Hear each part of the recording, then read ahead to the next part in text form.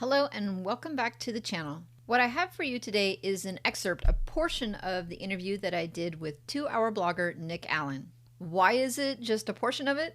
To be honest, I enjoyed myself so much talking to him that the conversation sort of took a left turn and I really got off track with the content and the questions that I really should have been creating for YouTube. Still, what I think you have left here is a more concise, might not be the word, but a more relevant conversation, maybe something that would be more helpful and interesting to you. As always, please go down below the video and leave your comments or ask your questions. And if you want to know more about Nick, the links to his YouTube channel and his Facebook group are in the description. All right, now here is the interview. Sorry. Right. My name's Nick. I started with affiliate marketing in 2016.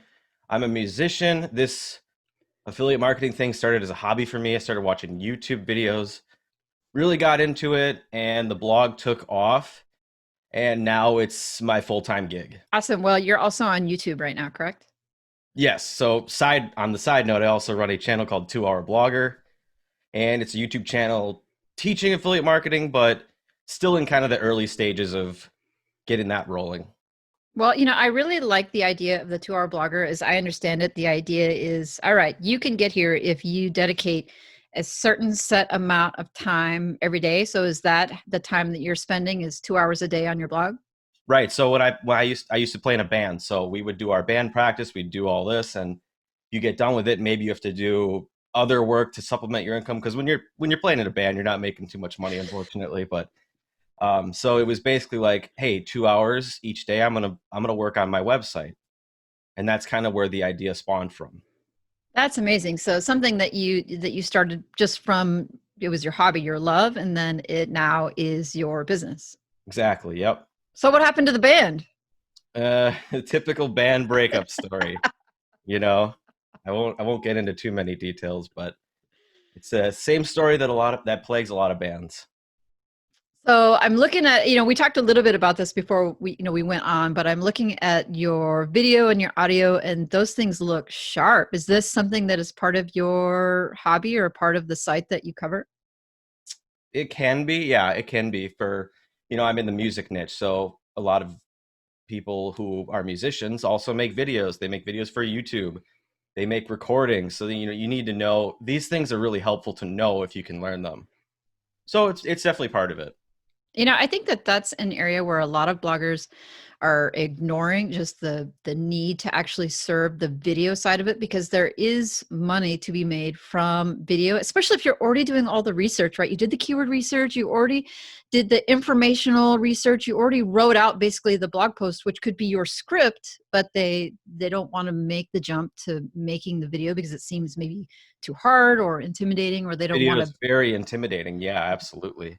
And even just on the blog side, if you can take up even photography, even if you just have an iPhone or some sort of phone that has a decent camera, just taking photos, if you have any products you're talking about, just adds to the credibility of they're reading it and they go, oh, this person, they actually own the product. It's not just some stock manufacturer photo. So with your site, is it primarily monetized with affiliate offers or ads or both? It's monetized with both ads, affiliate content, and sometimes sponsored stuff. Like I have brands that will send products to me too. Oh, that's exciting. Well, on your YouTube channel, I noted that, or maybe I funneled into your Facebook group because I did join your Facebook group. Yep. You posted a milestone that you had crossed 100,000 page views in 1 month Hmm. on the blog. And that is, I think, a pretty significant milestone. How long did it take you to get there? It took me 4 years. So starting in late 2016. So if we go on the timeline from that late 2016 point, I didn't really start seeing significant traffic till 2019. So in that time period, I was struggling like, oh, is this actually going to work? Am I going to ever do anything with this? But at the same time, I also was pretty new to it. So when I saw that I had 100 people in a week, I was like, oh, wow, there's actually 100 people that came and visited my site. This is cool. And I'm making small amounts of sales here. That's great. So I'm going to keep writing. It seems like it's working. So then what changed though in 2019, or did nothing change and In just. 2019, I started getting a little more aggressive trying to go after these these heavy hitters, these keywords that were a lot bigger volume. And I was able to get in there. I think it wasn't any combination of like backlinks or anything weird like that. It was just like diving into these topics and really just creating the best possible article that needs to be there. I seen a lot of you see a lot of junk articles out there that are just very very spammy, or they're poorly written. Oh, I'm sure I've written you some, know not just seen them. I'm sure I've created some. I've created them too. I mean, when I go back and I look at some of my first stuff, it's not good. It's 200 words, and I'm shocked at reading back through some of my stuff. Do you ever go back and do any upgrades on old content? Oh, absolutely. Yeah, that's a big component. You should be doing that. I mean, a lot of people say, oh, well, my time would just be better served by investing either money or time into new content because that old stuff isn't performing. What do you think? Yeah, I think you can. I think you can get yourself into a position where you almost have too much content, and you're continually writing and writing and writing and churning out more and more and more, to the point where your site is so just flooded across. Let's say you have 300 articles, right? And let's say half of them are bad. Now you're wasting your Google's crawl budget on half of these articles that are all thin content, or they're just not up to the standard that it should be. Whereas if you just were to go back, maybe those articles that aren't as good, maybe they do have a chance if you just give them a little love. I love that. If you just give them a little love. I think some of my I mean, there's articles so many need. articles. Maybe we go back and we think, oh, I even forgot that I have that. Well, by the time your site gets so big, once you have several hundred blog posts at that point, I mean, you're not going to necessarily even remember writing it. Or Exactly.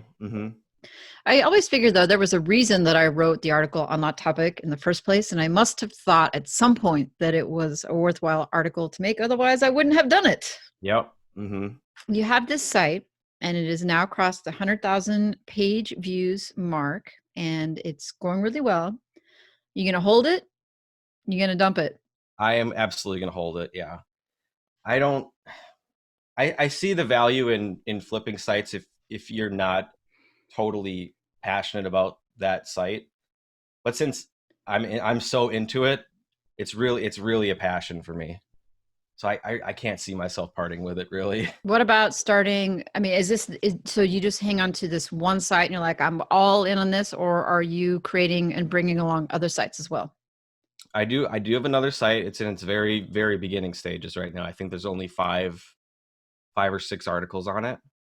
So that I'm writing some of it, but I'm mostly outsourcing it. So I'm in the process of trying that out. Well, you may or may not know, but there are many folks in my community who are jumping onto a new project for 2021. 2020 for a lot of people was a complete and total dumpster fire, right? Yeah, it was bad. It was awful. So let's look at 2021 as a chance to create something new, create an asset. And if you don't mind, I'd love to talk more about. I don't need to know the URL or the niche Yeah, or anything because that's sure. that's your business, your information. But when you were looking at the site, at the topic, what were you looking for in making that decision? In this new one, Sure. sure. Well, to pedal it back, let's talk about my first site. It was built out of a passion, right? Something that you do, right? So a lot of times people will start websites in niches where they say, "Oh, this looks really good because nobody's here," or "It's so obscure of a topic that I can easily jump in and get it," right? Which is great. That might work. But if you don't have the passion for that and it's your first website you're working on, you're probably not going to succeed. You're going to either give up on it, or you're going to get frustrated because you don't see results in 6 months. So if you're passionate about it, you are big into it, like something random, like let's say like 3D printers. It's kind of a new topic, right? If you do that and that's your hobby and you're making things and selling them on Etsy and having a great time with it, that's a perfect idea for a niche site.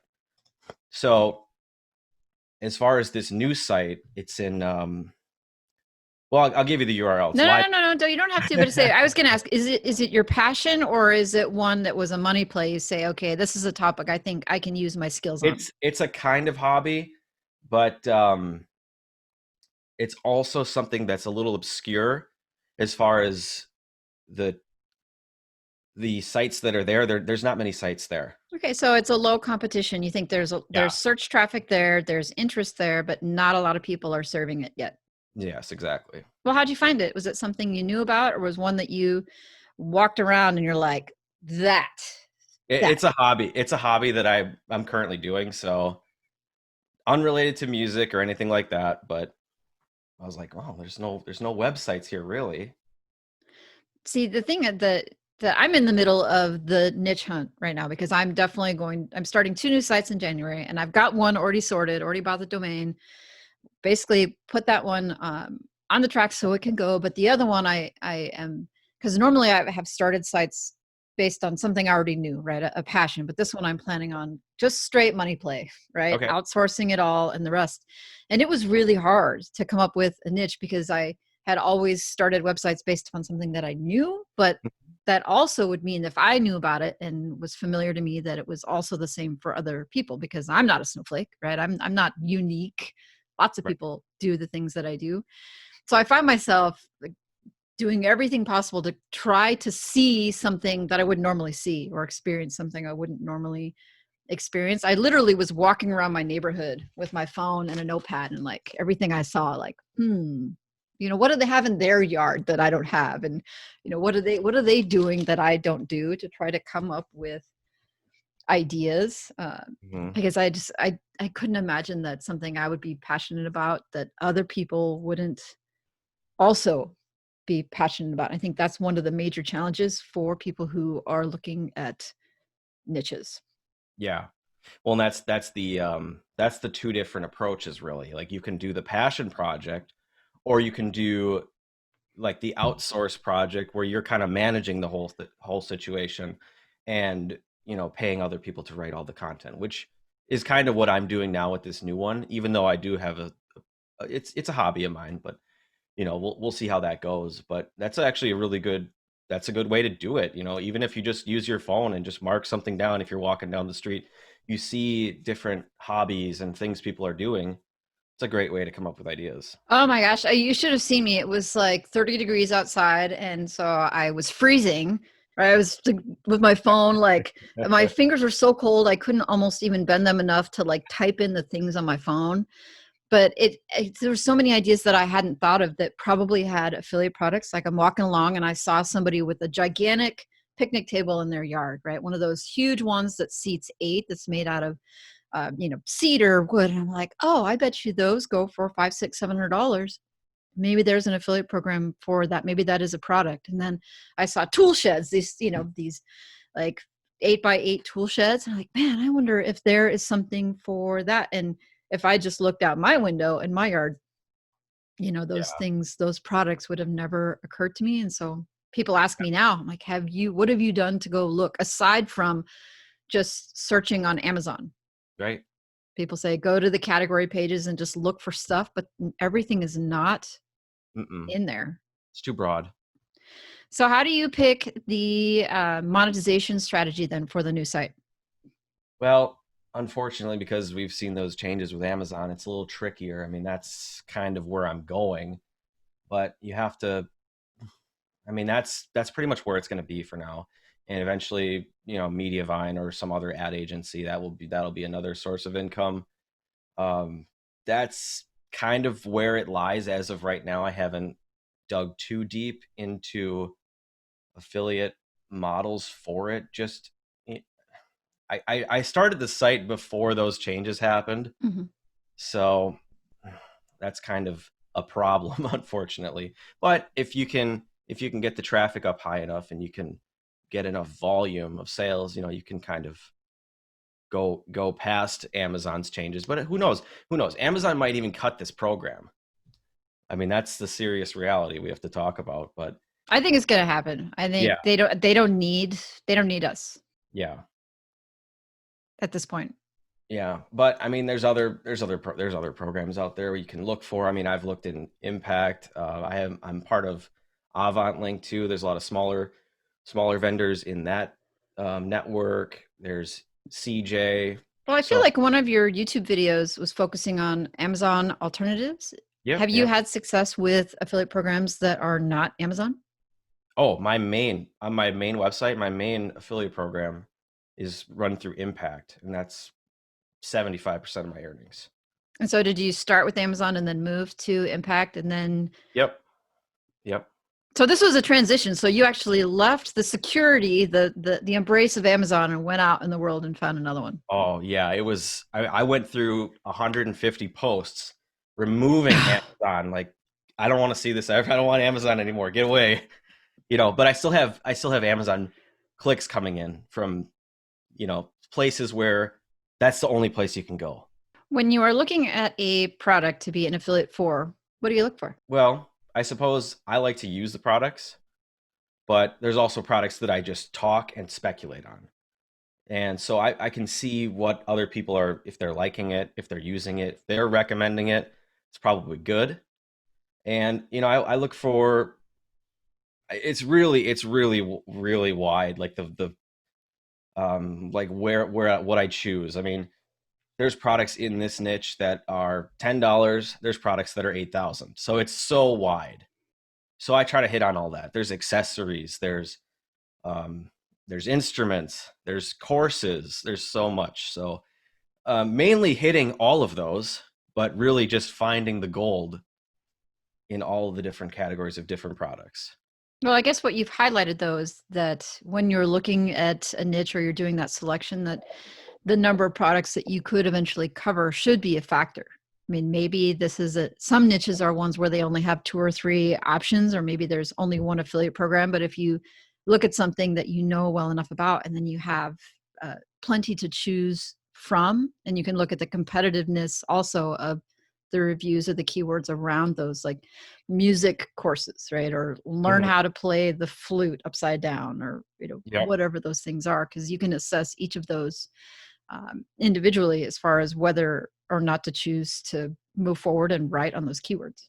Right. Yeah. I mean, you bring up flute. I mean, you can buy flutes, you can buy flute lessons, you can buy books, you can buy accessories, stands and music stands and all kinds of stuff. And these instruments are, they can get pretty expensive. And I think a lot of people get hung up on Amazon, right? They look for a niche, or they look for something on Amazon, and they don't necessarily think about the other potential partnerships. If Mhm. if you have a flute playing focused website and you say, okay, well, my only options are to sell flutes and to write about being a flautist. I think that's the word, right? To be Yep. being a flautist, that potentially you could even reach out to someone who one-on-one has a course and try to partner with them to sell their, like, refer people directly to that course without going through Udemy or without going through some other platform, and maybe even negotiate a better deal for yourself if Right. you And partner that's one-on-one with someone. that's the other thing too, is you might be searching like, oh, is there a flute affiliate programs, and you're searching and you're not finding anything, right? One of my biggest affiliate program is invite only. So I had to I dug my way and found, well, it was my buddy who got in the contact with our affiliate manager. But sometimes these affiliate programs, you don't even know that they exist until you make the email, make the phone call.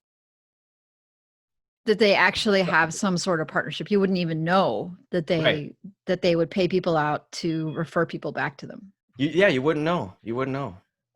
That's awesome. I didn't realize that that was a part of it. So when you say you're being served through Impact, is that how they manage their affiliates then, through Impact? Yep. Yeah, they use that as their network. But the You, thing you is, know, though, when people are looking then for affiliate programs like that, they wouldn't necessarily just go to Impact and then do a search for it. They would be no, looking at the probably not. companies directly, Yep. and then that's just how they service it. It's so guess I don't think of Impact as like Commission Junction, right? It's not the place where you go just to like scroll through the affiliate You can. programs. You can. There are brands that list on Impact, but Mm. what I was going to say is, one tip, if you're trying to find affiliate programs, maybe that you don't know if they exist or not. I mean, find someone in your niche, see what they're doing, see who they're sending their traffic to, and you might see something like, oh, they're sending them to this store.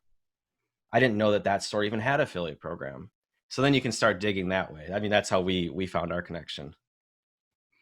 Where do you see yourself in 5 years in this all of this. So this niche, because you've got this YouTube channel and the Facebook group and the 2 Hour Blogger brand. I mean, it seems to me that the brand in itself is something that you might want to grow into something at a Yeah. later date. Yeah, I hope we can do well with it, Oh, is that some merch? yeah, this is some merch we have Let here. me see. Let me see. Oh, that's awesome. It's hard to get it in the focus of the You have to like we're zoomed in. Oh. No, I love it. I love it. I think it's great. So Yeah, yeah, you say so we, so you have a partner in this business of yes, I yours? do. Yeah. So my buddy is named David and he is on the e-commerce side. So he has an e-commerce business and he does that nightmare scenario that I don't want to even go near because that's some hard stuff with inventory and all that. But he's so good at it. So I said, why don't we, get together and I'll run this side of it, affiliate marketing, and you can talk about that stuff. And we're slowly getting to that point where we're about to commit to it and really go hard on it. Um, I would have had more YouTube videos done this last week and last couple weeks, but I just got over COVID. Oh my So goodness. yeah, so that had me kind of sitting on the couch for a week or so. So what was your experience? Because some people it just destroys them and some people are like, eh. I was very lucky. I was lucky. I had my worst. I had a fever and a sore throat. Felt terrible, fatigued, but I was okay. Yeah, beat it. Yeah. So that Oh, that schedule kind of got moved a little bit for now. Plus, we just had Black Friday, Cyber mm. Monday, and all And that that. makes sense then with Related the stuff. e-commerce side that you guys would be distracted by that. Yeah. Yeah. So then what does the future hold? What are you looking towards doing? I just like the idea of creating YouTube videos. It's so fun. So that's going to be the goal. Just keep making cool, helpful content, and we'll see where it takes us. Maybe one day we could come up with some sort of combined course. I don't know. That's a long ways away still. What do you think the greatest challenge you face is? What is the hurdle? What is it that you need to overcome in order to get to the next step in your business? Relating to just like my affiliate marketing and stuff. In general, I mean, you Oh, say, yeah. okay, well, I have these goals. You have this brand and you have these other things. Like, what is the next challenge that you're really looking at? We got to get that. Well, in my space, it's music related, it's instruments, it's lessons, it's tips, education. But the one area that I'm lacking is interviews Mm. and reaching out and interviewing famous musicians, or not even famous, but just musicians in general. Interviews, video interviews, you name it. It's hard to do. It's hard to coordinate. There's no live shows. I can't go and see someone right now, take video, get an interview, do all that. I'd love to do that. That's the next step to really take this to the next level. Maybe in 2021, if we can get back to some semblance of normal, I can start to do that. But I don't know. yeah. It just seems that a lot of musicians have continued to make themselves available using things like Zoom and social Yep, media. yep. I mean, have you pursued at all the cold outreach, just trying to approach musicians on these platforms that are easy for Well, them to just like log on and off? yeah, I've done one this last couple months, I think. Most of them have been email interviews, Hmm. but I'd like to get more into the video side. But also, getting out there and doing it in person. But that's for the future. But that's the hardest goal. I don't want to be just an affiliate website, right? I want to be like um, an educational hub. I want to have video. I want to have all this other stuff on it so that it's not just sales, sales, sales, sell, sell. So, You want to have this actual brand so that right, people know know about the site and then continue to come back and right. They're become coming loyal. back just because they like the brand, they like what they're getting, not because they find it once and then go, "Oh, I got my answer solved. I'm out." So It's it's really hard to grow an email list that way too. are you doing YouTube for your big site? Yes, I How often find are I you? find it easier to type. Video is a big struggle. It's a lot. It takes for me. It takes a lot longer, but I'm getting the hang of it. I'm getting into it. And that's the end of the excerpt of this interview.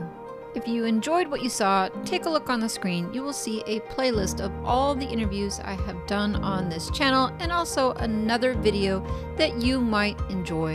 And if you want to know more about Nick, check out the links in the description to go to his YouTube channel or his Facebook group.